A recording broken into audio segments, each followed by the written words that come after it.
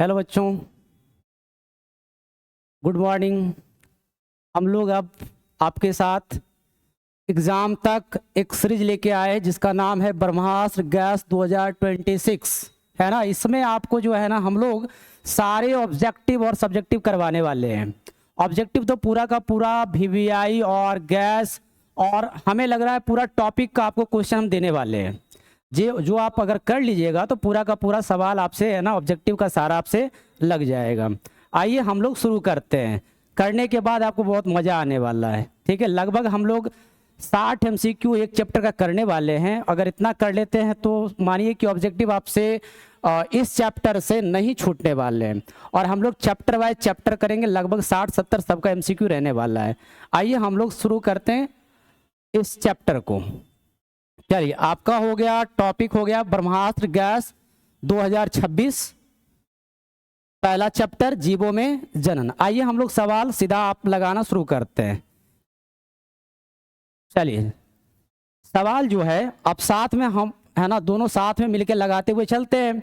चलिए, पहला सवाल कह रहा है किसी जीव के जन्म से लेकर प्राकृतिक मृत्यु तक की अवधि को क्या कहते हैं। भाई पहला सवाल कह रहा है ना,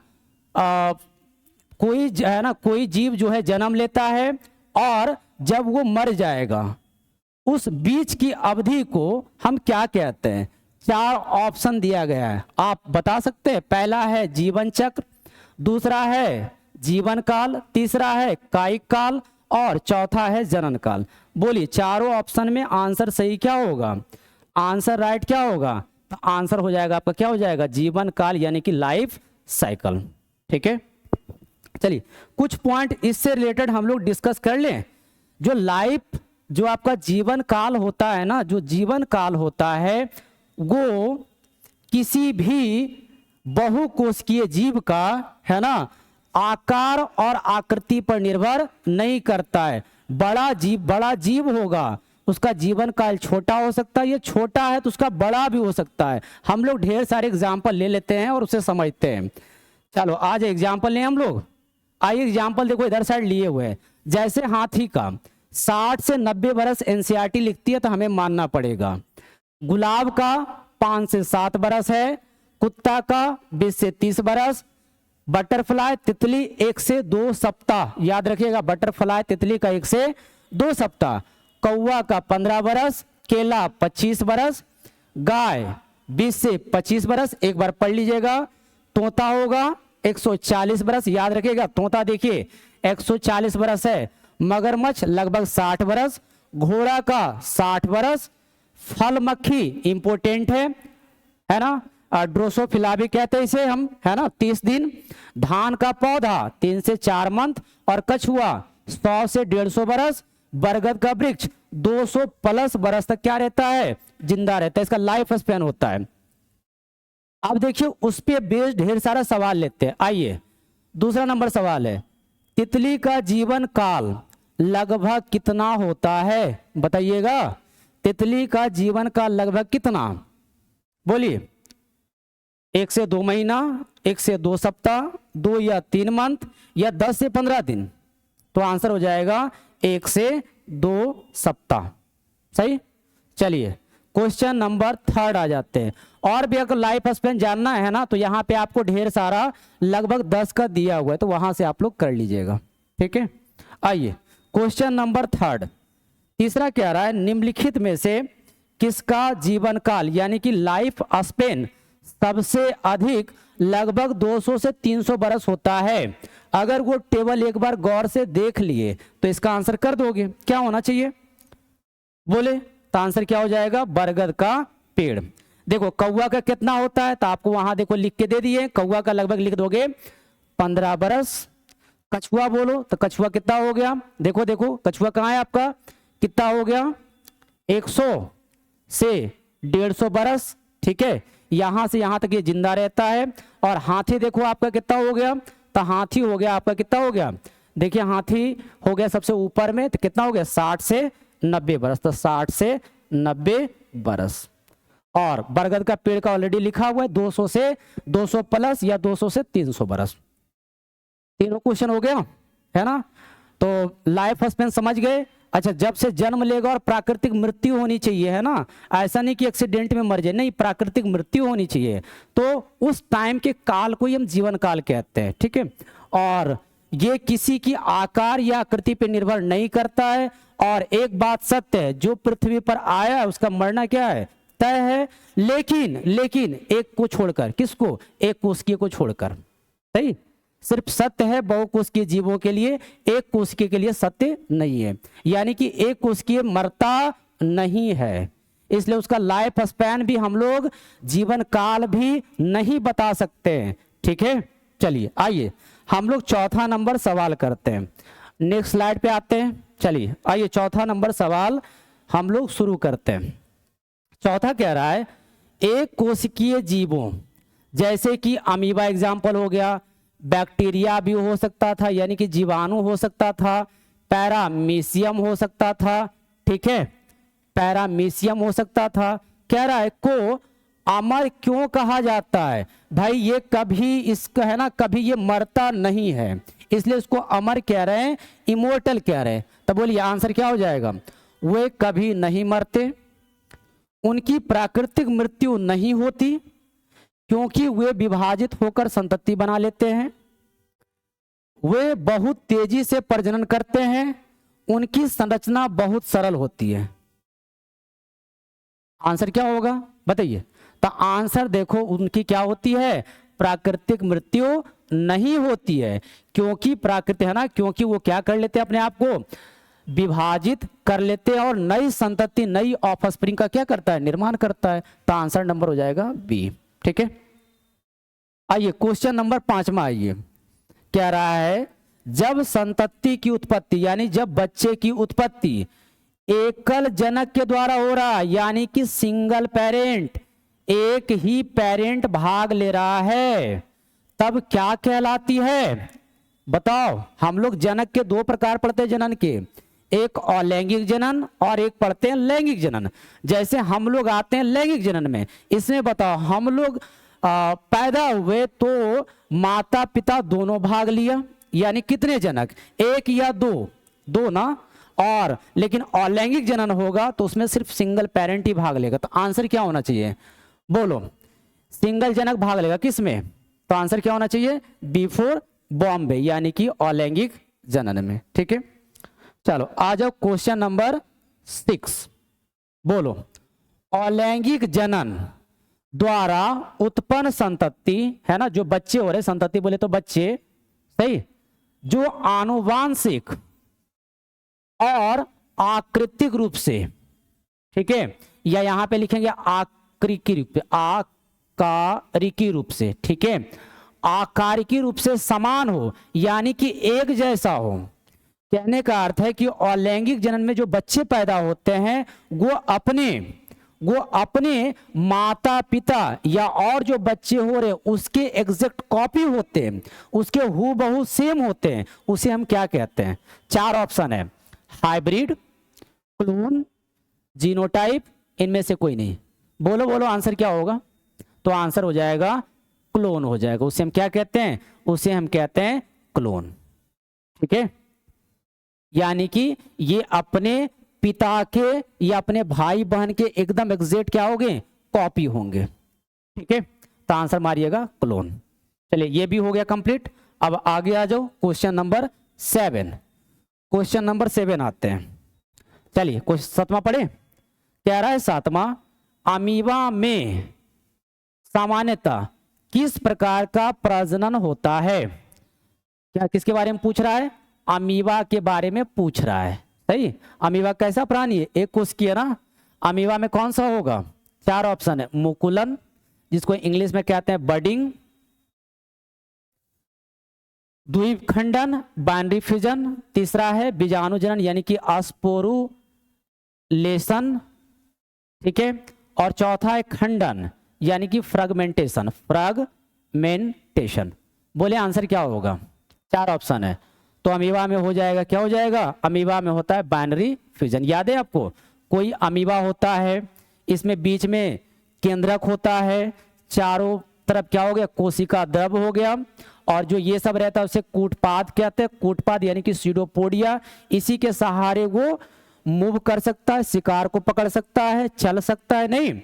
और इस जब अपने संतति को पैदा करना है तो फिर क्या करता है, सबसे पहले अपनी कोशिका को क्या करता है, दीर्घीकरण इलोंगेट करता है, केंद्रक को इलोंगेट किया, कोशिका को भी बड़ा किया, उसके बाद फिर ये दो भाग में क्या होता है, दो भाग में है ना, दो संतति का क्या करता है, निर्माण करता है। आधा न्यूक्लियस इसमें, आधा न्यूक्लियस इसमें, और कोशिका द्रव्य भी आ गया, तो दो संतति का निर्माण हो गया। अच्छा, दोनों आपस में क्या होंगे, दोनों आपस में क्लोन होते हैं। अभी आपको पिछला सवाल लगाया था ना कि जो भी अलैंगिक जनन में जो बच्चे होंगे ना वो हूबहू एग्जैक्ट कॉपी होंगे, तो आपस में क्या कहलाएंगे, क्लोन। और माता पिता से भी बराबर सेम होंगे, आकार की और आनुवांशिकी दोनों रूप से, तो उसे हम क्या कहते हैं, क्लोन कहते हैं। तो आंसर क्या हो गया, क्लोन हो गया। तो आंसर हो गया। चलिए अगला सवाल है, अगला है कि ईस्ट, ठीक है, ईस्ट भी एक कोशिकीय प्राणी है। ईस्ट भी कैसा है, एक कोशिकीय है, एक कोशिकीय। ईस्ट में प्रजनन जो है मुख्य रूप से किसके माध्यम से होता है, फिर से चार ऑप्शन है, मुकुलन, विखंडन यानी कि बाइनरी फिजन, फिजन लिखते हैं ना, इसमें विखंडन में हो जाएगा फिजन, कोनिडिया,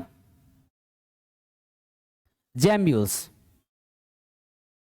बोले आंसर क्या होगा, तो आंसर हमें लग रहा है ईस्ट में क्या होता है, ईस्ट में होता है बडिंग होता है। अगर ईस्ट का डायग्राम आपको पता होगा कि ईस्ट इस तरह से हो गया, इसमें भी न्यूक्लियस हो गया और साइटोप्लाज्म हो गया। अब अगर ये प्रजनन करना चाहेगा है ना, इसमें प्रजनन जो होगा तो इसमें एक निकलता है बड निकलता है, यानी कि एक मुकुल का निर्माण होता है, छोटा सा क्या निर्माण होता है, मुकुल, जिसको हम बड कहते हैं या फिर कलिका कहते हैं। पहले ये छोटा सा निकलेगा, उसके बाद फिर क्या करेगा, फिर क्या करेगा, ये तेजी से है ना, तेजी से अपनी आकृति को बढ़ाएगा, अपनी आकृति को क्या करेगा, अपनी आकृति को बढ़ाएगा। और जब ज्यादा ये डेवलप्ड हो गया, विकसित हो गया, तो फिर क्या करेगा ये, तो फिर ये यहां से डिटैच हो जाएगा, टूटकर नीचे गिर जाएगा, नीचे गिरने पे और अपना एक नया जीव का क्या कर लेगा, निर्माण कर लेगा। इस तरह से होता है किसमें, इस प्रोसेस को कहते हैं बडिंग, क्योंकि बड का निर्माण हो रहा है। ठीक है, चलिए आगे हम लोग करते हैं डिस्कशन।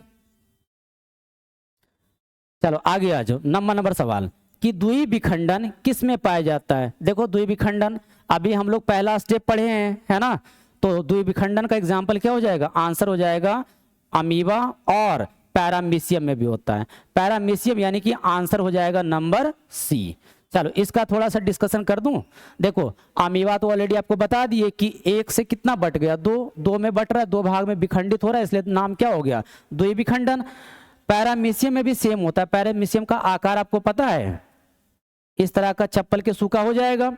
इसमें भी ये भी दो भाग में क्या हो जाएगा, ये भी दो भाग में क्या हो जाएगा, अविभाजित, दो भाग में खंडित हो जाएगा, और इसमें भी पाया जाता है द्वि विखंडन। ठीक है, इसमें भी न्यूक्लियस आ जाएगा और खाने वाला ग्रुप आ जाएगा, तो ये थोड़ी याद रखना है।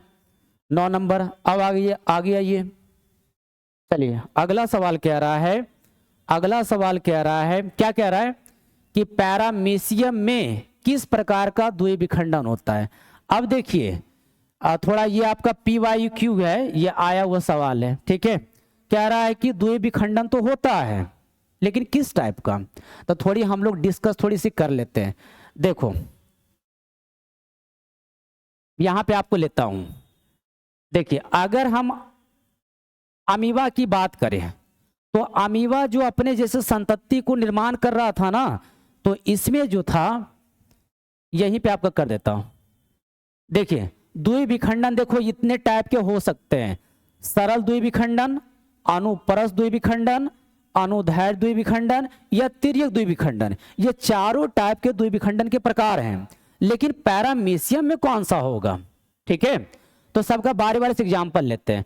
अगर आप अमीबा की बात करोगे, ठीक है, तो अमीबा में कहीं से भी डिवाइड होके दो भाग में डिवाइड हो जाएगा। दो अपनी संतति का क्या करेगा, निर्माण करेगा। यानी अमीबा में कौन सा टाइप का होगा, तो हम बोलेंगे सिंपल यानी कि सरल द्विविखंडन होगा, ठीक है। और वहीं पे आ जाओ, अगर हम पैरामीशियम की बात करें तो पैरामीशियम का आकार इस टाइप का होता है, और ये जो है ना, ये जो है ट्रांसवर्स डिवीजन करता है, यानी कि दो टाइप का निर्माण करेगा इस टाइप से। तो इस टाइप से प्लेन है ना, ये ट्रांसवर्स हम लोग काट रहे हैं, उसको बीचों बीच काट रहे हैं, है ना, लंबवत नहीं है, ट्रांसवर्स है यानी कि अनुप्रस्थ है, तो पैरामीशियम का एग्जाम्पल क्या हो जाएगा, अनुप्रस्थ हो जाएगा। सर अनुदैर्घ्य किस में होता है, तो अनुदैर्घ्य का एग्जाम्पल याद रखना युगलीना। क्या याद रखोगे, युगलीना। युगलीना का आकार देखो इस तरीके से होता है, ठीक है। युगलीना का आकार जो है, युगलीना का आकार अगर बात करोगे तो इस टाइप से होगा, ठीक है। इसमें देखो होगा फ्लैजिलम होगा, और इसमें जो होगा, इसमें होगा अनुदैर्घ्य, और इसमें इस तरह से डिवीजन होगा, ठीक है। और दो संतति का निर्माण करेंगे। तो आया हुआ सवाल है, इसको थोड़ा बढ़िया से देख लीजिएगा। तिर्यक की बात करें तो सिरेटम होता है, सिरेटम, ये भी याद रख लीजिएगा, ठीक है। चलो अब आपका 10 नंबर हो गया होगा कंप्लीट। अब हम लोग आते हैं क्वेश्चन नंबर 11। पढ़िए, पेनिसिलियम क्या उत्पन्न करता है, पेनिसिलियम जो है वो क्या उत्पन्न करता है।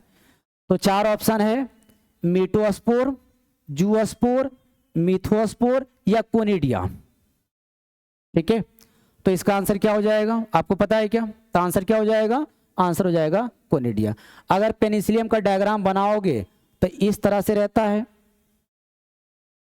नहीं, और इसमें ढेर सारा क्या होता है, कोनिडिया होता है, याद है आपको, इसमें ढेर सारा होगा कोनिडिया। अच्छा, ये कोनिडिया जो है ना, ये अचल होता है, ये जो कोनिडिया है ये क्या होता है, अचल होता है, ये मूव नहीं कर सकता है। कोनिडिया कैसा होता है, अचल होता है, ठीक है। तो आंसर हो जाएगा कोनिडिया।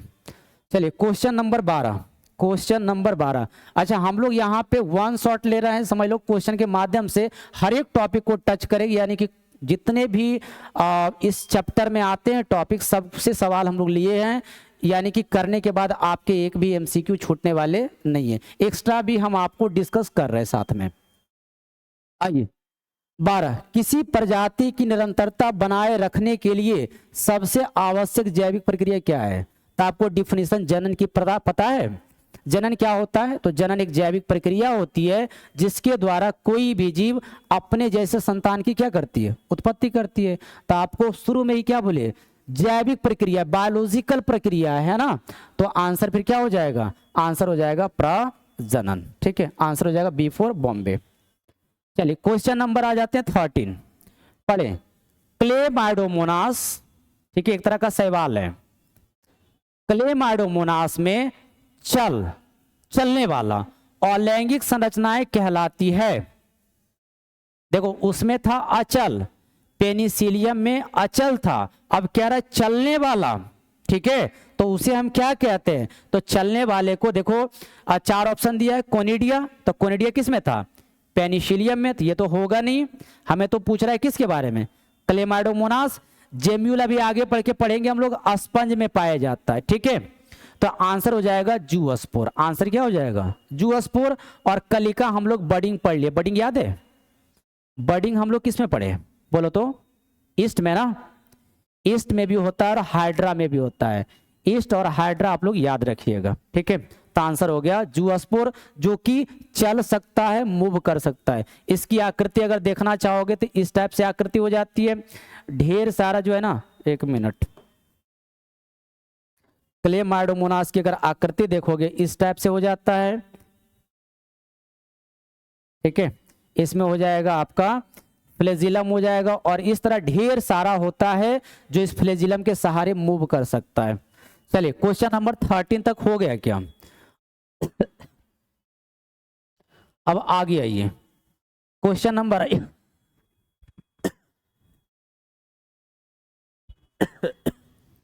अब आ जाइए क्वेश्चन नंबर 14 आ जाइए।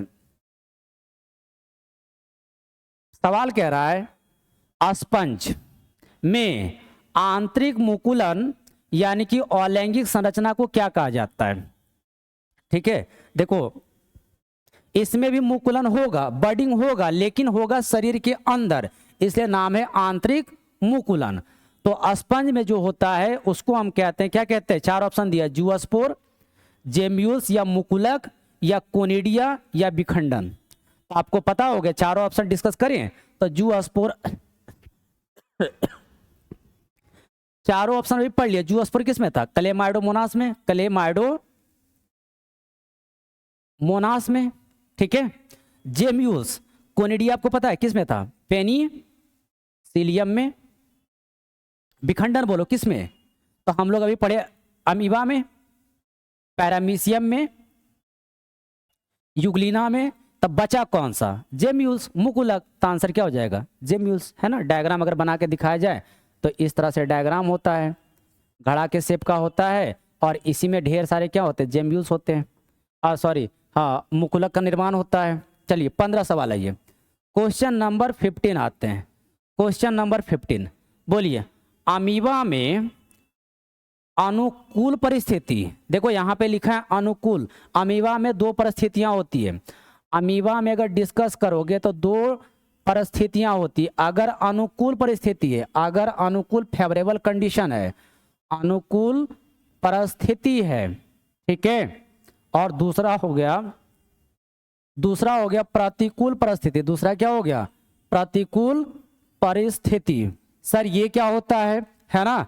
अगर अनुकूल परिस्थिति यानी कि उसके जैसा वातावरण है, गर्मी है, ठंडी है ना, उसके जैसा अगर होगा तो उसे हम कहते हैं अनुकूल परिस्थिति। और इस वक्त ये करता है द्विविखंडन। क्या करता है, द्विविखंडन करता है, ठीक है। और अगर प्रतिकूल परिस्थिति है तो इस वक्त ये करता है बहुविखंडन। क्या करता है, बहुविखंडन करता है, ठीक है। उस वक्त करेगा मल्टीपल फिजन, और नॉर्मल करेगा, नॉर्मल कंडीशन में करेगा द्विविखंडन, ठीक है। इसी वक्त बहुविखंडन करते वक्त ही इसमें पुट्टी भवन का निर्माण होता है। पुट्टी भवन का निर्माण होता है जिसको हम कहते हैं स्पोरुलेशन, है ना, इंसिस्टमेंट कहते हैं, ठीक है। बहुविखंडन और पुट्टी भवन। पूछेगा कि प्रतिकूल परिस्थिति में अमीबा में क्या क्या होता है, तो बहुविखंडन होता है या पुट्टी, और पुट्टी भवन भी इसी टाइप होता है। लेकिन नॉर्मल क्या होता है, तो द्विविखंडन। तो आंसर क्या हो जाएगा, बोलो आंसर क्या हो जाएगा, तो आंसर हो जाएगा विखंडन हो जाएगा। बहुखंडन तो होगा कब, बहुखंडन कब होगा, जब होगा प्रतिकूल परिस्थिति, यानी कि अनफेवरेबल कंडीशन, प्रतिकूल परिस्थिति होगा, उस वक्त की बात कर रहे हैं। मुकुलन आपको पता हो गया, मुकुलन किस में हो गया, तो किस में हो गया, ईस्ट और हाइड्रा में हो गया, ईस्ट और हाइड्रा में हो गया। और खंडन की बात करें, फ्रेगमेंटेशन जो होता है, तो आप याद रखिएगा इसमें भी हाइड्रा याद रखिएगा, और अस्पायरोगायरा आप इंपॉर्टेंट याद रखिएगा, ठीक है। एक सवाल को हम 2-4 बार एग्जाम्पल लिख रहे हैं ताकि आपको याद हो जाए, ठीक है। आइए 16 आ जाइए। क्वेश्चन नंबर 16 है कि कायिक प्रवर्धन में क्या संभव है। कायिक प्रवर्धन है ना, किस में संभव है, तो पहला देखो कायिक टर्म आता है जब प्लांट में अलैंगिक जनन होगा। तो यहाँ पे लिख देते हैं, अगर प्लांट में अलैंगिक जनन है, प्लांट में अलैंगिक जनन को ही हम क्या कहते हैं, अलैंगिक जनन को हम क्या कहते हैं, कायिक जनन कहते हैं, ठीक है। उसी को हम क्या कहते हैं, कायिक जनन कहते हैं। जहां कायिक जनन टर्म आया यानी कि प्लांट से रिलेटेड क्या होगा, टर्म होगा, ठीक है। तो देखो अलैंगिक जनन लिख ही दिए तो आंसर क्या हो जाएगा, अलैंगिक जनन, ठीक है। आइए आगे, अब हम लोग आते हैं क्वेश्चन नंबर 17। क्वेश्चन नंबर 17 आते हैं, क्या रहा है, ठीक है। क्वेश्चन कह रहा है आलू के कंद में, यानी कि आलू के जो कंद होते हैं उसमें जो गड्ढा होता है, आंखें वास्तव में क्या हैं, जड़ें हैं, कक्षस्थ कलिकाएं हैं, एक्सिलरी बर्ड है, फल है, फ्रूट है, यानी कि सीड और या बीज है। तो आंसर क्या होगा, बोलो। आलू एक तरह क्या है, आलू एक तरह का क्या है, तना है ना, और इसमें पाया जाता है कक्षस्थ कलिकाएं, एक्सिलरी बर्ड हैं, ठीक है।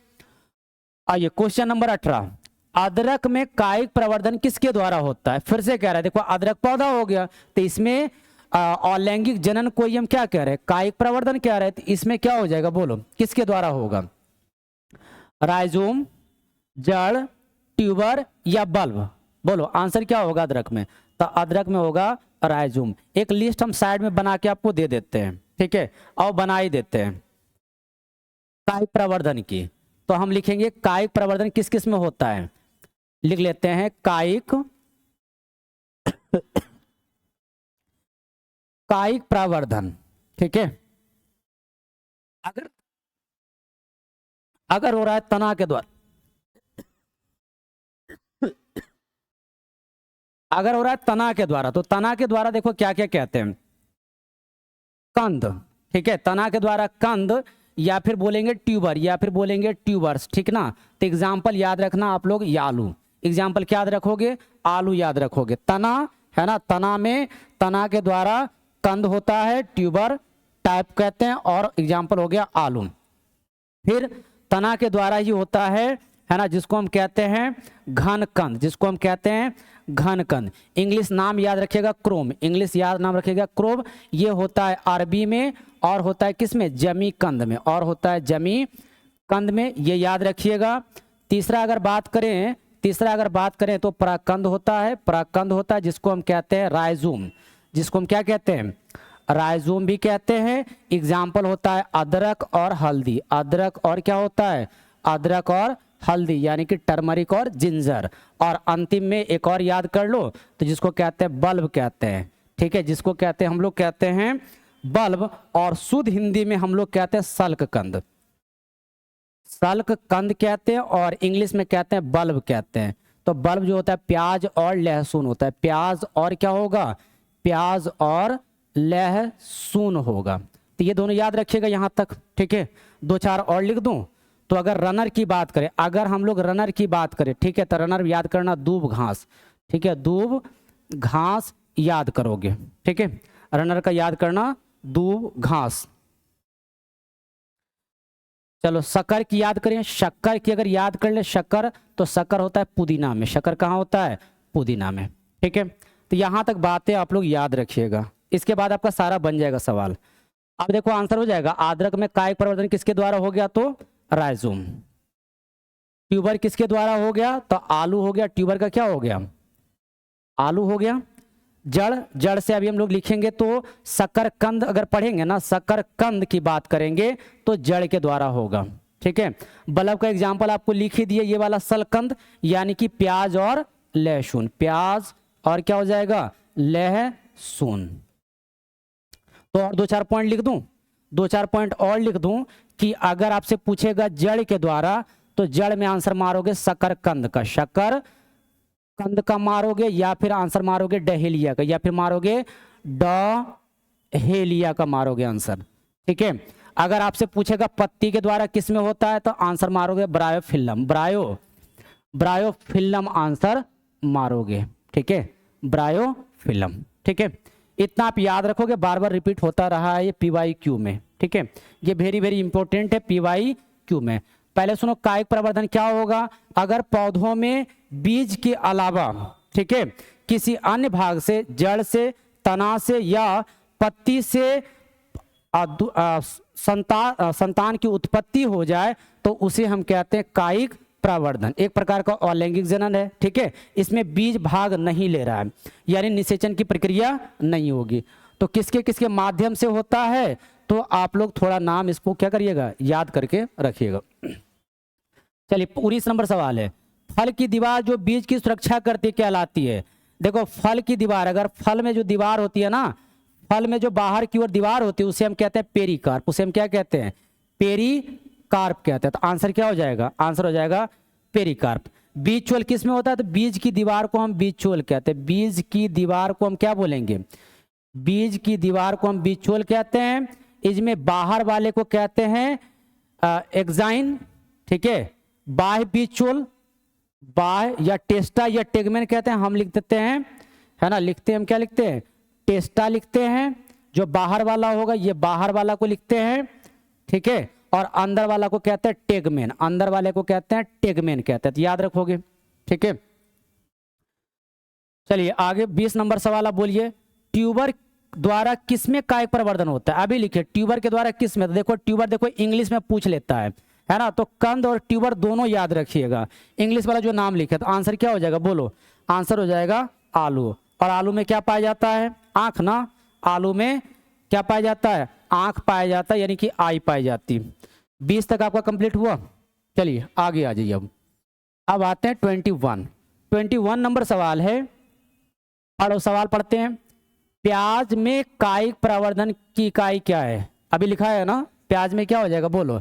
प्याज देखो बल्ब जैसा दिख रहा है ना, याद भी कर सकते हो ना, बल्ब जैसा है ना, तो बल्ब हो जाएगा। आंसर क्या हो जाएगा? बल्ब नहीं।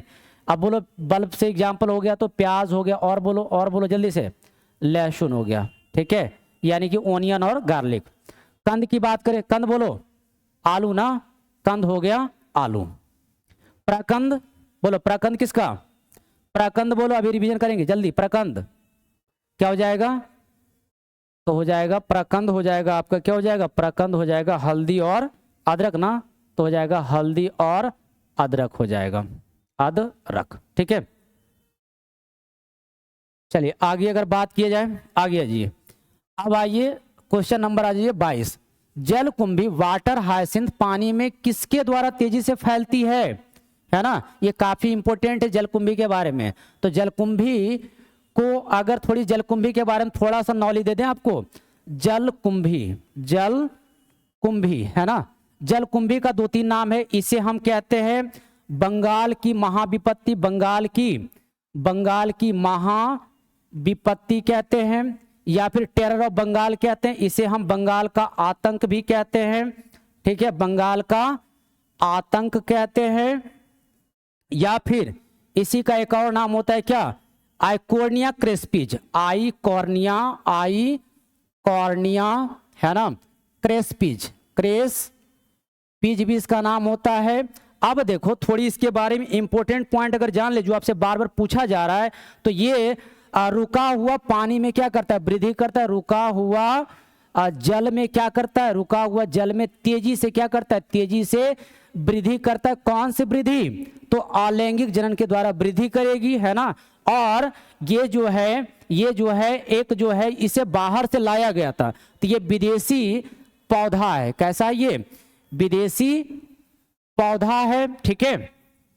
आगे थोड़ी बात करें, तेजी से ये जल में ग्रो करता है। अच्छा कहाँ करता है? तो जलाशय, रुका हुआ जल में, यानी कि कहाँ?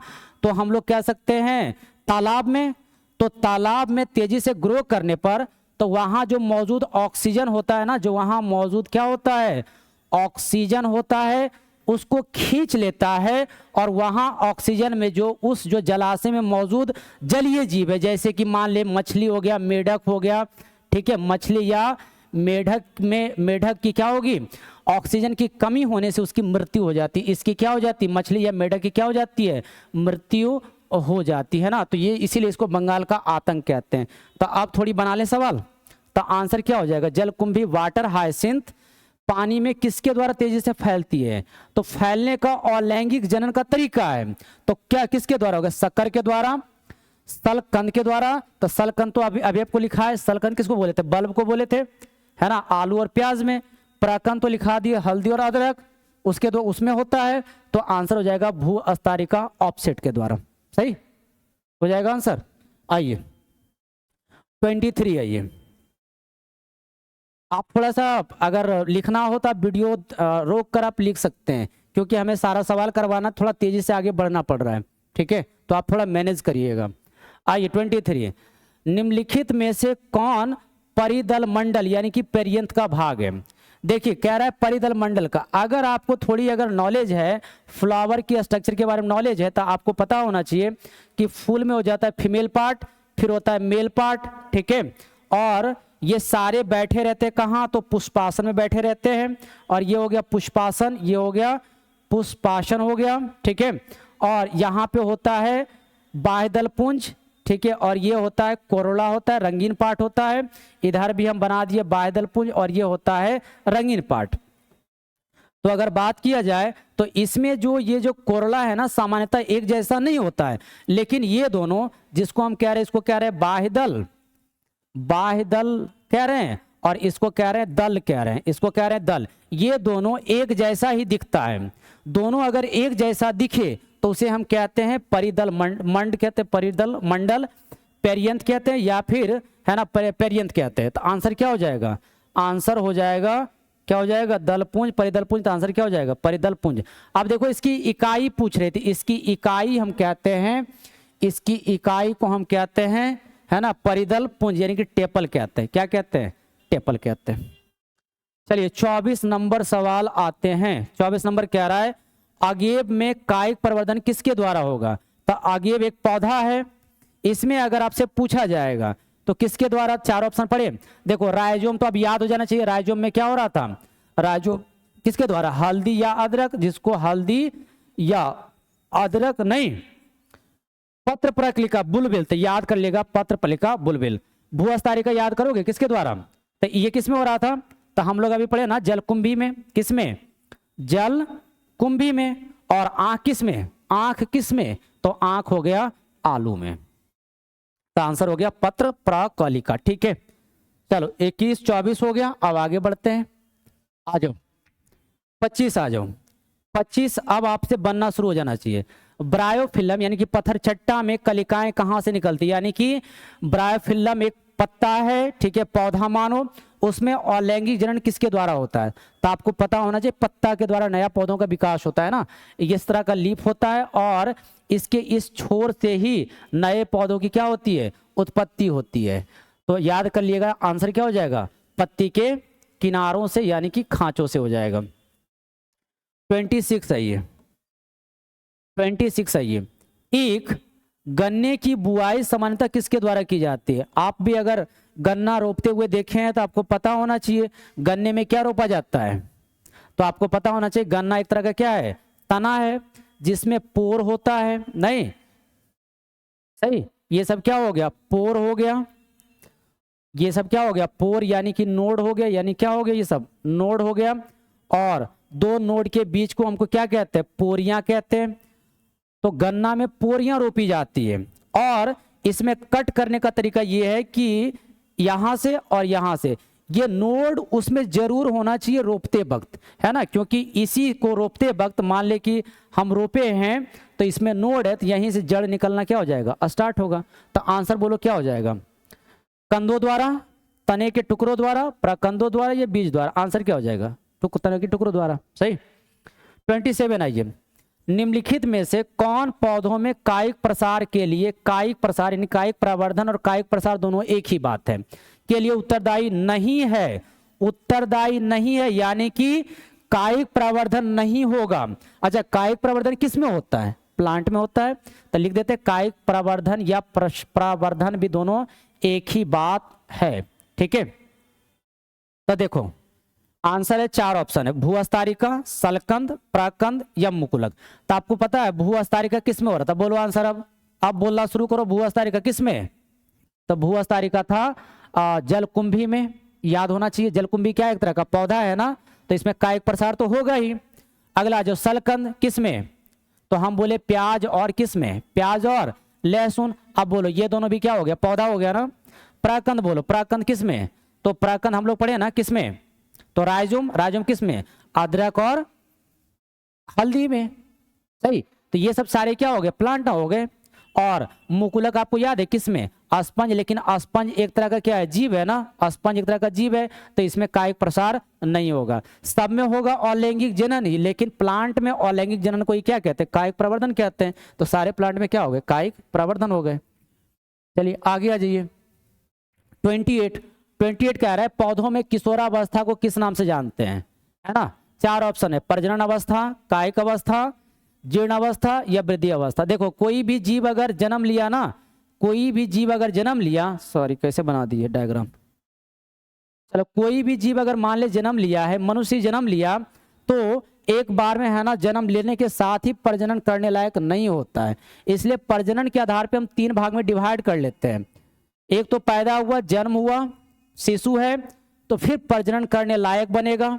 ठीक है, प्रजनन करने लायक बना, प्रजनन करने लायक बना, प्रजनन के लायक बना, प्रजनन लायक बना, फिर क्या हो जाएगा, मृत्यु हो जाएगा। ठीक है, अब नाम देखो है, जब जन्म से लेके प्रजनन करने लायक बन रहा है उस वक्त अगर जीव है तो उसे हम कहते हैं किशोरावस्था। जीव में क्या कहते हैं, किशोरा अवस्था, उस फेज को कहते हैं किशोरावस्था। ठीक है, और पौधों में उसी अवस्था को हम कहते हैं कायिक अवस्था। ठीक है, पौधों में उसी अवस्था क्या कहते हैं, कायिक अवस्था। ठीक है, उसके बाद फिर प्रजनन करने लायक हो जाएगा, फिर प्रजनन करने लायक उसके बाद जब नहीं बचेगा अर्थात जीर्णता अवस्था, जिसको कहते हैं मृत्यु अवस्था, है ना, फिर कहते हैं जीर्णता अवस्था आता है, या फिर मृत्यु, फिर बाद में क्या हो जाएगा, अंततः मृत्यु हो जाएगी, अंततः क्या हो जाएगी, मृत्यु हो जाएगी। ठीक है, तो आंसर बोलिए, पौधों में किशोरावस्था को किस नाम से जानेंगे, तो आंसर क्या हो जाएगा, कायिक अवस्था। जब मर जाएगा तो जीर्णता अवस्था, वृद्ध अवस्था, है ना, ये सब नहीं होगा, तो आंसर हो जाएगा कायिक अवस्था। चलिए 29, बांस की प्रजाति के पौधे अपने पूरे जीवन काल में कितनी बार फूल देते हैं, बोलिए। बांस की जो प्रजातियां हैं अपने पूरे जीवन काल में कितने बार फूल देती है, तो याद रखिएगा जो बांस की प्रजातियां हैं ना जीवन काल में सिर्फ, है ना, 50 से 100 वर्षों में एक बार ही क्या देता है, फूल देता है। ठीक है, तो आंसर हो जाएगा डी। अगला जी 30 नंबर आ जाए, नीला कुरंजी। नीला कुरंजी साइंटिफिक नेम भी याद रखिएगा, एस्ट्रोबिलिंथस कुंथियाना। कितने वर्षों के अंतराल पर फूल आते हैं, है ना, कितने वर्षों पे ये फूल देते हैं। तो देखो नीला कुरंजी जो है, अगर नीला कुरंजी की बात करें तो पहले तो ये याद रखोगे। ठीक है, ये 4 ऑप्शन पहले दिया है, 5 बरस, 10 बरस, 12 बरस, 20 बरस, तो आंसर याद कर लीजिएगा 12 बरस। देखो एनसीईआरटी लिखता है कि ये सितंबर या अक्टूबर, सितंबर या अक्टूबर के मंथ में, अक्टूबर के मंथ में, है ना, इसमें फूल आता है। और ये कहाँ उगता है, तो हम लिखेंगे, है ना, तमिलनाडु की पहाड़ियाँ, तमिलनाडु की पहाड़ियाँ, केरल की पहाड़ियाँ, या फिर कर्नाटक की पहाड़ियों पर ये क्या करता है, उगता है। कर्नाटक की पहाड़ियों पर ये उगेगा। ठीक है, और अगर 2-4 पॉइंट लिखा जाए तो इसका फूल का रंग कैसा होता है, नीला होता है, और पूरा पहाड़ी नीला नीला हो जाता है, जिसे देखने के लिए ना पर्यटक ढेर सारे जाते हैं। तो नीला कुरंजी के बारे में याद रखिएगा। अच्छा, पिछला बार एनसीईआरटी लिखता है 2006 में, है ना, खिला था, फिर 12 बरस कितना हो जाएगा, तो आपका ऑप्शन आएगा 12 6 कितना हो गया, 18, तो यानी कि 2018 अंत में खिला है। तो अगला कब खिलेगा, तो 2012 जोड़ दो, यानी कि 2030 में आगे क्या है, खिलने वाला है। ठीक है, इतना आप नीला कुरंजी के बारे में याद रखिएगा। 30 हो गया, अब आगे बढ़ते हैं, आगे आइए, चलिए पढ़िए 31 सवाल। उन प्राणियों को क्या कहते हैं जो वर्ष भर प्रजनन करने में क्या है, सक्षम है। अब देखो प्रजनन के आधार पर जीवों को दो भाग में बांटा गया है। वैसा जीव जो साल भर प्रजनन करने लायक हो, ठीक है, और एक जो होगा विशेष मौसम में कर रहा होगा। ठीक है, तो आइए कह रहा है कि वर्ष भर प्रजनन करने लायक हो, तो उसे हम क्या कहते हैं। तो देखो मौसमी प्रजनक जो होगा किसी खास मौसम में ही प्रजनन करने लायक होगा, और सतत प्रजनक यानी कंटिन्यूअस ब्रीडर्स क्या होगा, हमेशा करेगा। जैसे यानी कि आंसर क्या हो जाएगा, सतत प्रजनक। एग्जाम्पल में लिख लो अपना ही, मनुष्य, ठीक है, चूहा, चूहे, खरगोश, ठीक है, ये सब क्या हो जाएगा, गाय, भैंस, ये सब क्या हो जाएंगे, कंटिन्यूअस ब्रीडर्स, ढेर सारा हो जाएगा ईटीसी, ये सब क्या हो जाएगा, कंटिन्यूअस ब्रीडर्स, है ना। ये साल भर कभी भी ये अपने संतान को पैदा कर सकता है। आगे जी 32 नंबर, पढ़े 32। ऐसे जीव जो केवल वर्ष के एक विशिष्ट समय में मौसम में प्रजनन करते हैं, बोले आंसर क्या हो जाएगा। अब ये देखो सेम, ये तो कभी भी कर रहा है साल भर में, और ये विशेष मौसम में कर रहा है, तो इसे हम बोलेंगे, क्या बोलेंगे, बोलो। सतत का मतलब लगातार, हमेशा, मौसमी मतलब किसी विशेष मौसम में, तो आंसर क्या हो जाएगा, मौसमी प्रजनक। ठीक है, तो आंसर क्या हो जाएगा, मौसमी प्रजनक। तो देखो मौसमी प्रजनक किसे कहते हैं, डिफिनेशन यहाँ लिखा हुआ है। अब हम एग्जाम्पल आपको लिख देते हैं, सेम वही यहाँ पे देखो, अगर सतत प्रजनक लिखना होगा तो यहाँ पे आपको क्या है, लघु लिखा हुआ है, आप आंसर ऑब्जेक्ट ये एग्जाम्पल आप लिख देंगे। इसका एग्जाम्पल हम लिख देते हैं, जैसे कि आपको याद है मेढक बरसात के मौसम में ही क्या करेगा, बरसात के मौसम में ही क्या करता है, देता है। उसी तरह से आप कह सकते हो मेढक हो गया, छिपकली, पक्षी, हिरन, ठीक है, ATC ढेर सारा है, एग्जाम्पल आप याद रख लीजिएगा। चलिए अब आ जाइए 33 नंबर, मध चक्र यानी कि ओएस्ट्रस साइकिल किन जीवों में पाया जाता है? बोले ओएस्ट्रस साइकिल। अब देखो कुछ कुछ जो प्लासेंटल मैमल है, जो अपरास्तनी मैमल्स है ना, उसको दो भागों में बांटा गया है। एक वो कहते हैं दो चक्र उसमें पाए जाते हैं, एक होता है मध चक्र और एक होता है रज चक्र। तो मध चक्र यानी कि ओएस्ट्रस साइकिल किन जीवों में पाया जाता है?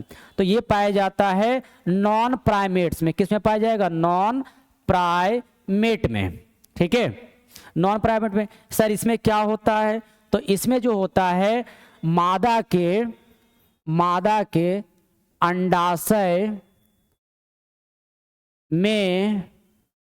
अंडाशय में चक्रीय परिवर्तन होता है, ठीक है, चक्रीय परिवर्तन होता है। आगे थोड़ी लिखनी एग्जाम्पल क्या क्या होगा सर? एग्जाम्पल यहीं पे लिखते हैं, नॉन प्राइमेट के एग्जाम्पल हो गए आपके, है ना, यहीं से लिख देते हैं गाय, भेड़, ठीक है। देखो इसके एग्जाम्पल हो जाएंगे गाय, भेड़, चूहा, कुत्ता, ठीक है, ढेर सारे एग्जाम्पल होगा। अच्छा इसमें क्या होता है सर? कुछ अंतर आपको पता है तो यहाँ पे लिख देंगे। मध चक्र में क्या होगा? रक्तस्राव नहीं होगा, रक्तस्राव नहीं होता है। रक्तस्राव क्या होता है? नहीं होता है, ठीक है। और अगर थोड़ी सी पॉइंट लिखा जाए तो इसमें लिखेंगे हम लोग कि इसमें हिट पीरियड आता है, यानी कि बोलेंगे हिट पीरियड, या फिर बोलेंगे गर्मी अवस्था आती है, ठीक है, गर्मी अवस्था आती है। उसी वक्त प्रजनन के लिए, उसी वक्त क्या होता है? प्रजनन के लायक होती, प्रजनन के लायक होती, या प्रजनन इसमें होता है, ठीक है। आंसर क्या हो जाएगा? गाय, भेड़, चूहा और कुत्ता, ठीक है। सेम चीज अब आ जाओ इधर। चलिए अब अगला सवाल आ जाता है, कितना नंबर? ऋतुस्राव चक्र, या इसी को हम कहते हैं रज चक्र, ठीक है, या फिर कहते हैं मासिक चक्र, या इसी को हम कहते हैं मासिक धर्म भी कहते हैं, अब कह रहा है मेंस्ट्रुअल साइकिल, शॉर्ट में कहते हैं MC, है ना। ऋतुस्राव चक्र या मेंस्ट्रुअल साइकिल किस में होता है? बोलो आंसर। तो आंसर देखो क्या हो जाएगा? आंसर हो जाएगा किस में हो जाएगा? ये होता है प्राइमेट में। किस में हो जाएगा? प्राइमेट। सर प्राइमेट कौन कौन सा है? तो जिसकी बुद्धि ज्यादा हो, है ना, दिमाग थोड़ा ज्यादा उसकी कैपेसिटी हो, तो आंसर हो जाएगा बंदर।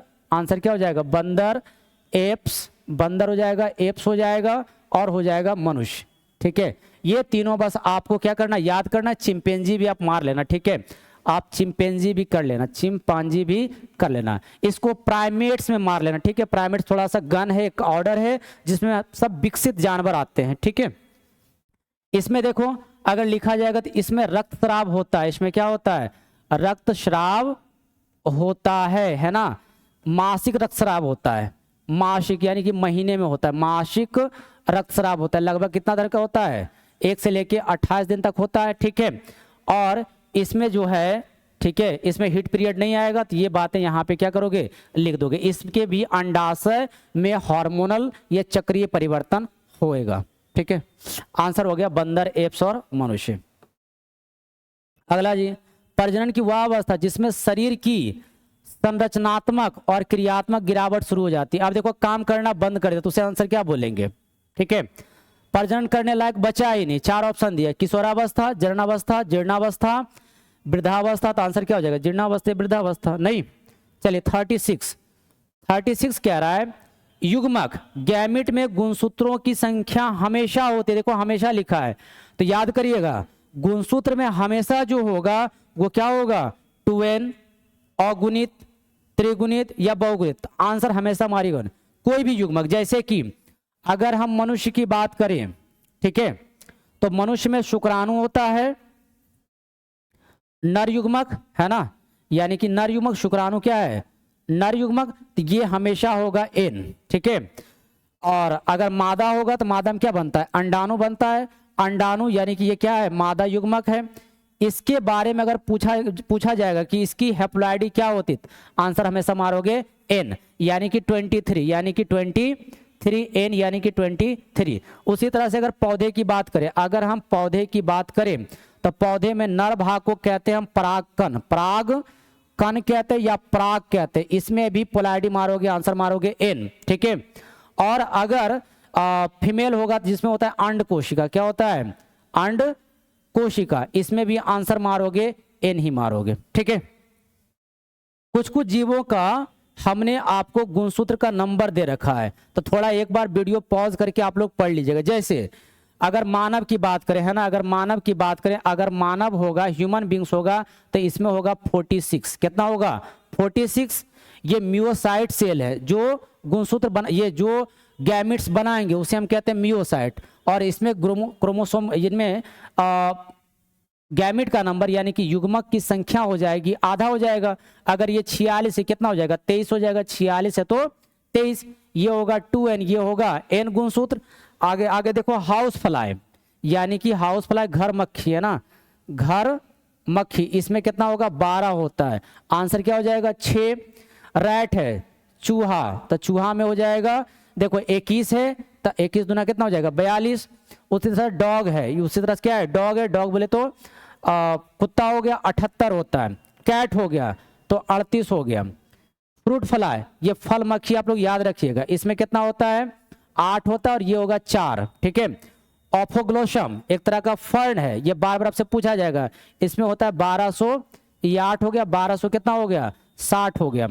एप्पल सेब के बारे में 34 होता है। राइस यानी कि धान के बारे में पूछा जाएगा तो कितना आंसर मारोगे 24 है ना। मेज के बारे में, मक्का के बारे में आंसर मारोगे 20। पटेटो आलू के बारे में मारोगे 48 और बटरफ्लाई के बारे में 380 और ओनियन के बारे में मारोगे 16। तो एक बार वीडियो पॉज करके इसको देख लेना जरूर आप लोग, ठीक है। चलो हम लोग आगे बढ़ते हैं, 36 हो गया। अब आगे बढ़ते हैं 37 नंबर पे। 37 नंबर सवाल क्या कह रहा है, समगामी नहीं समयुग्मकी, है ना, समयुग्मकी, ठीक है। समयुग्मकी आइसोगैमेट्स किस में पाए जाते हैं, देखो अगर गैमेट निर्माण हो रहा है बॉडी में तो दोनों अगर एक जैसा दिख रहा है, एकदम शकल सूरत से एक जैसा है, अगर युग्मक शकल सूरत से एक जैसा हो, युग्मक अगर क्या हो एकदम समान हो, उसे हम कहते हैं समयुग्मकी। तो आंसर बोलेगा किस में होता है, तो देखो मेढक में, तो मेढक में नहीं होता है। फ्यूकस इसमें भी नहीं होगा, पक्षी नहीं होगा, क्लैडोफोरा में होता, आंसर क्या हो जाएगा क्लैडोफोरा। चलिए अगला सवाल है सवाल नंबर 38। जब नर और मादा युग्मक देखने में बिल्कुल भिन्न, देखो इसमें तो सेम था, गैमेट बन रहा है, शकल से एकदम दोनों अलग अलग है, तो उन्हें हम क्या कहते हैं, तो देखो सम का मतलब समान, सम का मतलब होता है समान, ठीक है, और विषम का मतलब होता है अलग अलग। विषम का मतलब क्या होता है अलग अलग, तब विषम का मतलब अलग अलग, तो आंसर क्या हो जाएगा, आंसर हो जाएगा विषम युग्मक, ठीक है। आप यहां से 2 नंबर भी बना सकते हैं, विषम युग्मक किसे कहते हैं, सम युग्मक किसे कहते हैं। तो एग्जाम्पल अगर लिख दूं तो एग्जाम्पल आप आंसर कर लोगे, मनुष्य का आंसर याद कर लेना, ठीक है। मेढक जो भी देखो यहां दे रखा था, देखो यहाँ पे मेढक लिखा है तो लिख दूं यहाँ पे, ये हो गया विषम युग्मक, मेढक में क्या क्या क्या हो गया विषम युग्मक हो गया। फ्यूकस में भी विषम युग्मक हो गया, पक्षी में भी क्या हो गया विषम युग्मक, और मनुष्य में भी विषम युग्मक, खाली याद रखना क्लैडोफोरा, ठीक है। चलिए आगे थोड़ी बात कर ले। 39 निम्नलिखित किसमें पादप का अर्धगुणित यानी कि हैप्लॉइड यानी कि एन होता है, आंसर क्या हो जाएगा, तो आंसर देखो छोटे जो भी जीव है या जंतु है उसमें होता है हैप्लॉइड होता है, पूरी बॉडी जो होती है हैप्लॉइड होती है। तो आंसर देखो हो जाएगा शैवाल भी एन होती है, कवक भी एन, ब्रायोफाइट्स भी एन, तो आंसर हो जाएगा इनमें से सभी हो जाएगा। अब आ जाओ 40 नंबर सवाल। देखो ढेर सारा तो ऑलरेडी कर चुके हैं, है ना। अब आ जाओ मानव युग्मकों गैमेट्स में गुणसूत्रों की संख्या कितनी होती है, तो पिछला स्लाइड में आपको देखो ढेर सारा जो है ना, ढेर सारा आपको करके दे दिए, पहले पढ़ लो क्वेश्चन। मानव युग्मकों में गुणसूत्रों की संख्या, क्रोमोसोम का नंबर कितना होता है बोलो, गुणसूत्रों की संख्या, तो गैमेट कह रहा है, देखो यहां पे गौर से देखना, युग्मक कह रहा है, युग्मक हमेशा एन ही होता है, ठीक है। और मानव की प्रत्येक जो कोशिका होती है वो 2n होती है, और 2n कितना होता है, तो 46, तो n बराबर कितना हो गया 23 ना, n बराबर कितना हो गया 23, तो आंसर कितना हो जाएगा, आंसर हो जाएगा 23। ठीक है, आंसर हो गया 23। चलो आगे कह रहा है 41, वह कोशिका जिसमें अर्धसूत्री विभाजन होता है, देखो n बन रहा था तो उसमें होता है अर्धसूत्री विभाजन, और जिसमें अर्धसूत्री विभाजन होगा उस सेल का नाम क्या होता है, तो युग्मक तो बनता है, तो उसका आंसर क्या हो जाएगा, मियोसाइट, या युग्मनज या भ्रूण, तो आंसर हो जाएगा मियोसाइट। देखो ढेर सारा मियोसाइट का एग्जाम्पल आपको लिख दिए यहाँ पे, देखो ये सारे हो गए मियोसाइट, ठीक है, और इधर हो गया गैमेट युग्मक, ये हो गए मियोसाइट है ना, इसका आंसर लिखोगे ये सारे क्या हो गए, मियोसाइट हो गए, मियोसाइट, और ये क्या है, युग्मक है, ये क्या है, युग्मक है। ठीक है, चलिए क्वेश्चन नंबर हो गया n हो गया। अब आ जाइए, चलो अब यहां से शुरू करते हैं। अगला निषेचन के बाद बीजांड किसमें परिवर्तित होता है, तो देखो एक अगर फूल की बात करें, अगर फिर से फूल का डायग्राम अगर पार रहे तो ये हो गया मादा भाग, जिसमें वर्तिकाग्र होता है, वर्तिका होता है और अंडाशय होता है, और अंडाशय में ही क्या होता है, बीजांड होता है। और अगर बात करोगे तो ये जो बीजांड है ना, ये जो बीजांड है ये क्या हो गया, बीजांड हो गया, और बीजांड आगे चल के निषेचन के बाद बीजांड बीज में बदलता है। बीजांड किस में बदलेगा, बीज में बदलेगा, और ये जो सारे जो अंडाशय है ना, ये जो पूरा आपको फूला हुआ भाग दिख रहा है इसको कहते हैं अंडाशय, और अंडाशय में निषेचन होने के बाद ये बदलता है फल में, ये बदलता है किस में, फल में बदलता है। तो आंसर बोलो, निषेचन के बाद बीजांड किस में, आंसर क्या हो जाएगा, आंसर हो जाएगा आपका बीज ना, आंसर हो जाएगा बीज। ठीक है, आगे थोड़ी आ जाओ। 43, निम्न में कौन एक लिंगी यूनिसेक्सुअल है, देखो एक के लिंग होगा, एक जीव होगा तो उस पर एक लिंग होगा, जैसे हम लोग नर है ना तो सिर्फ नर लिंग है, मादा है तो मादा लिंग है, लेकिन कुछ कुछ जीवों में एक के पे दोनों लिंग हो जाता है। लेकिन यहाँ पे सवाल क्या कह रहा है, एक लिंगी कौन है, यूनिसेक्सुअल कौन सा है, तब बोलो।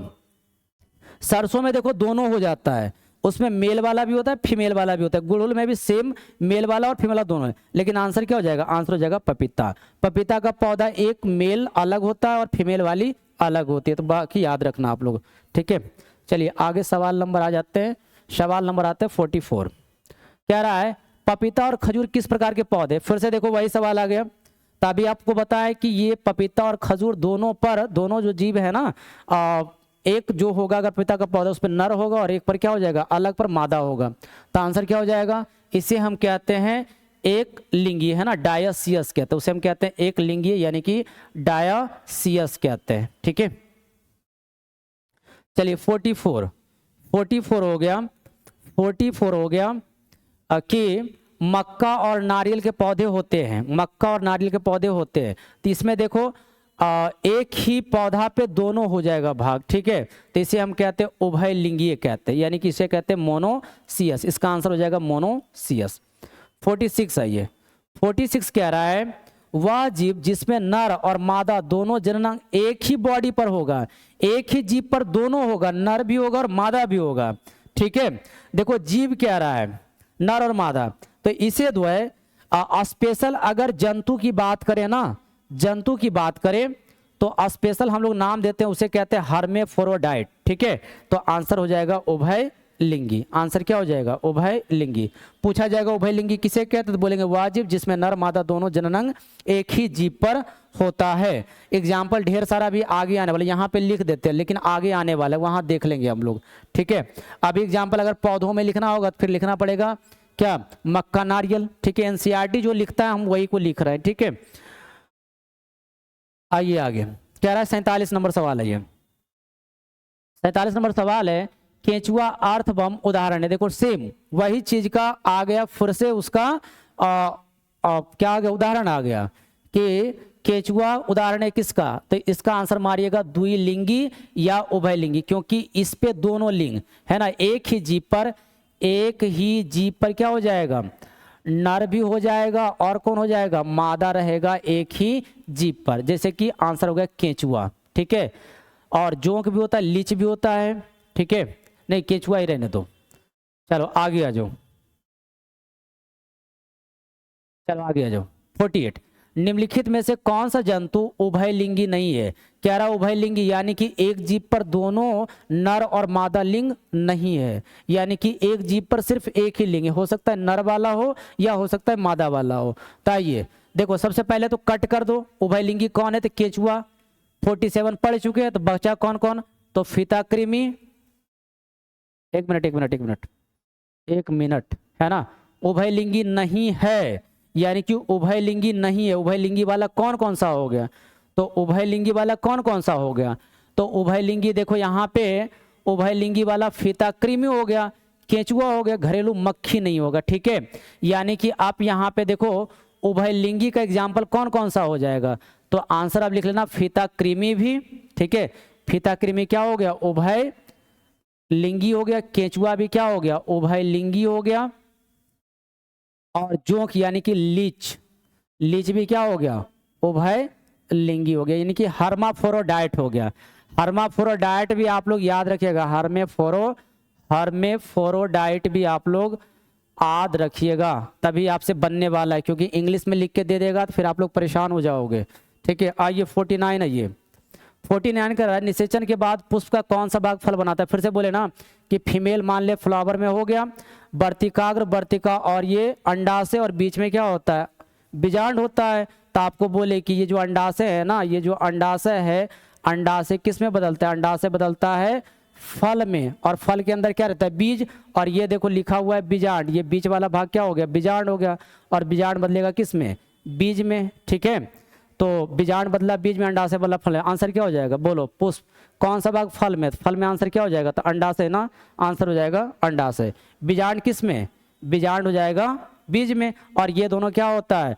मुरझा के गिर जाता है, मुरझाकर क्या होता है? मुरझाकर गिर जाता है। ठीक है, मुरझाकर क्या होगा? गिर जाएगा। तो लिख देते हैं मुरझाकर क्या होगा? गिर जाएगा, मुरझाकर गिर जाएगा। ठीक है, गिर जाएगा। ठीक है, अगला सवाल है ये, पादपों में पुष्पीकरण या उभयजन यानी कि इसको कहते हैं एम्फीबिया, उभयचर। ठीक है, उभयचर कौन है? उभयचर का मतलब होता है कि वो पानी में भी रहे और कहाँ रहे? स्थल पर भी रहे, यानी कि जल और स्थल दोनों पे रहे। तो किसको कहा जाता है? तो आंसर कहा जाता है ब्रायोफाइटा का।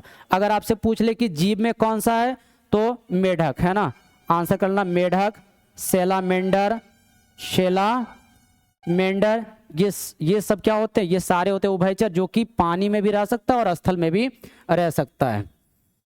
चलिए अगला कुछ सवाल आते हैं। अब 51 10 सवाल और बचे हैं। आइए, युग्मक हस्तांतरण के लिए अधिकांशतः शैवाल ब्रायोफाइट्स में किस माध्यम की आवश्यकता होती है? देखो माध्यम, यानी कि प्रजनन के लिए जब गैमेट बॉडी में बन गया, अब वो चलता है ना, जाता किसके थ्रू है? तो देखो छोटे जीव तो सामान्यतः कहाँ रहते हैं? पानी में रहते हैं। तो किस में होना चाहिए? तो पानी के थ्रू होना चाहिए, इनकी माध्यम, उसका गैमेट ले जाने वाला माध्यम क्या होना चाहिए? पानी होना चाहिए। तो आंसर क्या हो जाएगा?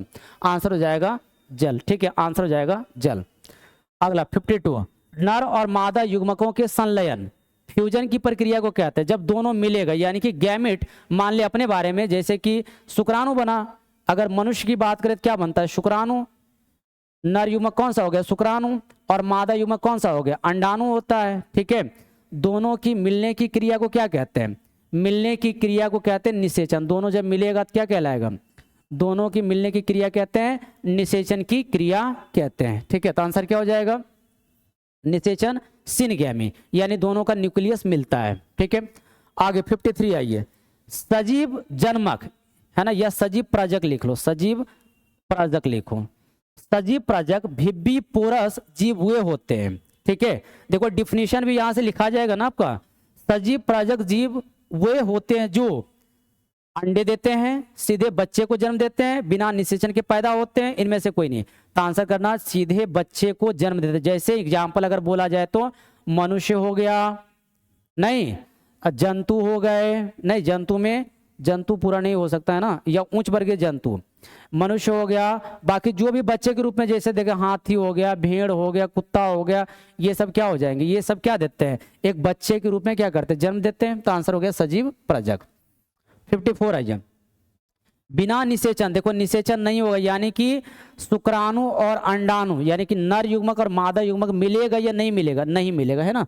तो बिना निषेचन के ही मादा युग्मक से नए जीव, है ना, बिना निषेचन हुए मादा युग्मक से नए जीव का विकास होना क्या कहलाता है? तो इसको कहते हैं हम लोग अनिषेक जनन कहते हैं। देखो डिफिनेशन आपसे पूछेगा अनिषेक जनन किसे कहते हैं, तो यही लिख देना, बिना निषेचन के ही मादा युग्मक से नए जीव का विकास होना क्या कहलाता है?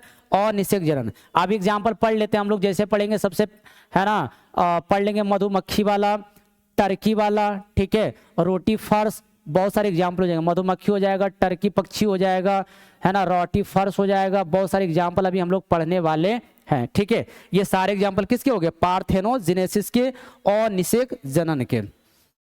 अगला ये सवाल 55 कह रहा है और निषेक जनन किस में पाया जाता है? डिफिनेशन अभी आपको बता दिए, अब यहाँ आ जाओ, आंसर बोलो। मधुमक्खी लिखे थे ना, तो आंसर 1 नंबर।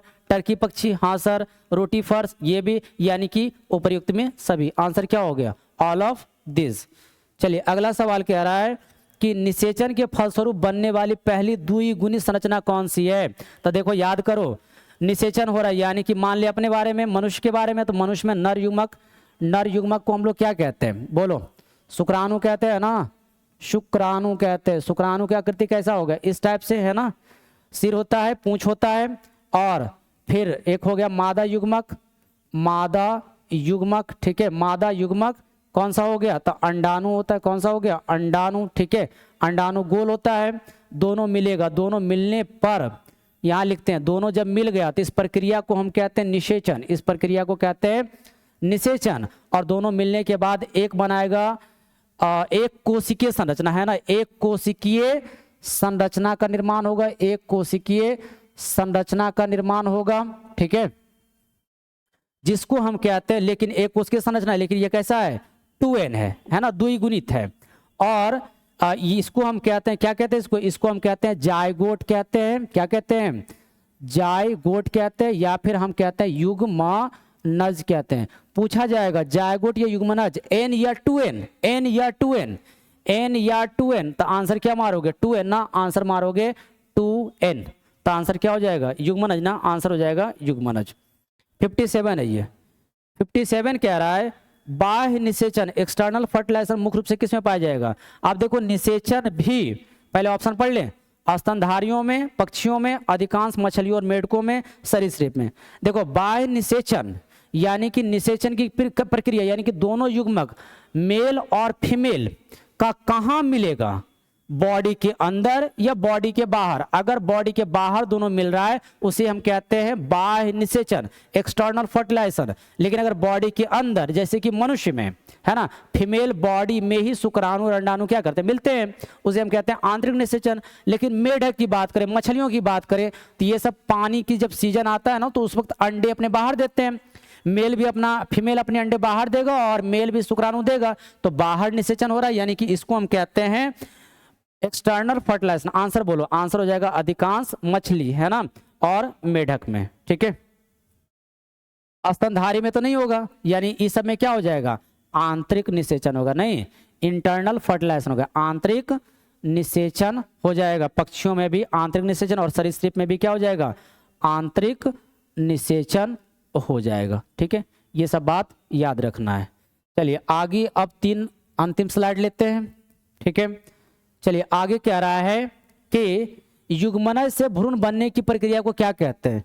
युग्मनज यानी कि देखो अभी हम लोग पढ़े थे ना कि नर युग्मक और मादा युग्मक, ठीक है, मिलने की प्रक्रिया, जब दोनों मिल गया तो फिर किसका निर्माण हो रहा था? जायगोट का नाम, किसका निर्माण हो रहा था? जायगोट का, यानी कि युग्मनज का। इसी का दूसरा नाम क्या होता है? युग्मनज। n या 2n, n या 2n, n या 2n, क्या हो जाएगा? 2n ना, आंसर हो जाएगा 2n। अच्छा ये बताओ हमेशा युग्मक क्या होगा? हमेशा युग्मक क्या होगा? तो युग्मक हमेशा n होगा ना, यानी कि n, जिसे हम अगुणित कहते हैं, शुद्ध हिंदी में अगुणित या इंग्लिश में कहते हैं हैप्लॉइड, लेकिन ये हो जाएगा डिप्लॉइड, द्विगुणित। अब देखो युग्मनज से फिर क्या होगा? तो इसमें बार बार कोशिका विभाजित करेगी, और इसमें बार बार कोशिका विभाजन करने पर किसका निर्माण होगा? भ्रूण का निर्माण होगा, जिसको हम इंग्लिश में कहते हैं एम्ब्रियो, जिसमें इंग्लिश में क्या कहते हैं? एम्ब्रियो कहते हैं, है ना। और एम्ब्रियो भी सारे 2n ही होंगे, ठीक है। तो इसी प्रक्रिया को, युग्मनज से भ्रूण बनने की प्रक्रिया को, इस प्रक्रिया को कहते हैं हम भ्रूणोद्भव कहते हैं। क्या कहते हैं? भ्रूणोद्भव भव कहते हैं, भ्रूणोद्भव कहते हैं, एम्ब्रियोजेनेसिस कहते हैं। आंसर क्या हो जाएगा बोलो? युग्मनज से भ्रूण बनने की प्रक्रिया को क्या कहते हैं बोलो? आंसर हो गया एम्ब्रियोजेनेसिस। निषेचन क्या था बता सकते हो क्या? निषेचन क्या था? तो मेल और फीमेल युग्मक, सॉरी मादा और नर युग्मक दोनों के मिलने की क्रिया को क्या कहते हैं? निषेचन। भ्रूणोद्भव क्या बोलेंगे? तो युग्मनज से भ्रूण बनने की प्रक्रिया को भ्रूणोद्भव। और ये बताओ युग्मक जनन क्या होगा? तो यहां बोलेंगे युग्मक बनने की प्रक्रिया। युग्मक बनने की प्रक्रिया को क्या कहते हैं? युग्मक जनन कहते हैं। सही। आगे आ जाओ, इसी में दो टाइप के पढ़ते हैं, एक पढ़ते हैं शुक्र जनक, एक पढ़ते हैं शुक्र जनन यानी कि शुक्राणु बनने की प्रक्रिया, और एक पढ़ते हैं अंड जनन यानी कि अंडा बनने की प्रक्रिया। ठीक है, इंग्लिश में कहते हैं स्पर्मेटोजेनेसिस और इसको कहते हैं oogenesis। oogenesis याद रखिएगा, अगला चैप्टर में आएगा, डिटेल में आएगा, हम लोग पढ़ेंगे। चलिए आगे थोड़ी, पहला अब 59 सवाल, भ्रूणोद्भव यानी कि युग्मनज से भ्रूण बनने के दौरान कोशिकाएं किन चरणों से गुजरती है? तो देखो यहां से जो ये द्विगुणित कोशिका बनी है ना 2n, तो इसमें बार बार कोशिका विभाजन भी होगा और इसमें विभेदन भी होगा, लेयर अलग अलग बनेंगे, है ना। तो आंसर हो जाएगा इसमें क्या होगा? कोशिका विभाजन भी होगा और कोशिका विभेदन भी होगा। तो बोलो आंसर क्या हो जाएगा? सी, है ना, ए और बी। चलिए लास्ट हो गया 60 नंबर। अंडप्रजक ओविपोरस प्राणी का उदाहरण है। तो देखो इसका अगर डिफिनेशन लिखोगे अंडप्रजक तो लिखेंगे वे जीव जो, है ना, जो अंडाणु, सॉरी, अंडा देते हैं। ठीक है, फिर इससे बच्चे का निर्माण होता है, फिर इससे बच्चे का क्या होता है? निर्माण होता है। उसे हम क्या बोलेंगे? ओविपोरस बोलेंगे। ठीक है, अब बोलो, देखो दो अगर अंतर पूछेगा, सजीव प्रजक किसे कहते हैं, अंड प्रजक किसे कहते हैं? सजीव प्रजक ऑलरेडी आपको बता चुके हैं, और ये हो गया ओविपोरस अंड प्रजक। ठीक है, तो आंसर बोलो किसमें हो जाएगा? तो आंसर देखो, मुर्गी भी अंडा देती है, सांप भी अंडा देता है और मगरमच्छ भी, है ना। तो ऑल हो जाएगा, आंसर हो जाएगा इनमें से सभी। देखो जो अंडा होता है ना, उसकी कवरिंग जो होती है, अंडे की कवच किसकी बनी होती है? अंडे की कवच किसकी बनी होती है? तो कैल्शियम की बनी होती है ना, कैल्शियम की बनी होती है। ठीक है, ये बातें याद रखिएगा। और ठीक है, तो यहां तक आपको लग रहा है कि, हमें लग रहा है आपको पूरा टॉपिक कंप्लीट हमने कर दिया है। आप एक दो बार वीडियो देखोगे, सारे ऑब्जेक्टिव सारे टॉपिक हमने कवर किया है। ठीक है, आप देखोगे वीडियो तो आपको बढ़िया लगेगा और आप सारे सवाल आप लगा सकते हैं अब। ठीक है, और इसी तरह का वीडियो इस ब्रह्मास्त्र सीरीज में पिनेकल ट्यूटोरियल की तरफ से आपको पर डे आता रहेगा एग्जाम से पहले तक, है ना। इसलिए आप इस सीरीज को कंटिन्यू देखते रहें, दोस्तों के साथ शेयर करें, और अगर आपको बढ़िया लग रहा है और सारे क्वेश्चन बैंक PYQ आपको बन रहा है तो आप लाइक और शेयर कर दें, और सब्सक्राइब करना तो सबसे इम्पोर्टेंट बात है ना। और इस तरह से आप थोड़ा ज़्यादा देखोगे, थोड़ा लाइक करोगे तो हमें भी और उत्साह आएगा और आपके लिए बढ़िया बढ़िया सा सवाल लाते रहेंगे। आज के लिए ऑल द बेस्ट, फिर मिलते हैं अगले वीडियो के साथ। चलिए, ये रहा आपके लिए थैंक यू, आप जो वीडियो देखे हैं उसके लिए आपको थैंक यू, और एग्ज़ाम में आप मस्त, है ना, बढ़िया नंबर लाएं और अभी मस्त से पढ़ाई करते रहें। चलिए अब मिलते हैं नेक्स्ट वीडियो में।